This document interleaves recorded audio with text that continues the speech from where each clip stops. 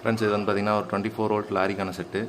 So இதில் வந்து பார்த்திங்கன்னா இன்டீரியர் வந்து பார்த்தோம்னா 24 to 36 வோல்ட் கன்வெர்ட்டர் யூஸ் பண்ணியிருக்கோம். மகாராஜாவில் 4 டிரான்சிஸ்டர் மோனோ யூஸ் பண்ணியிருக்கோம்.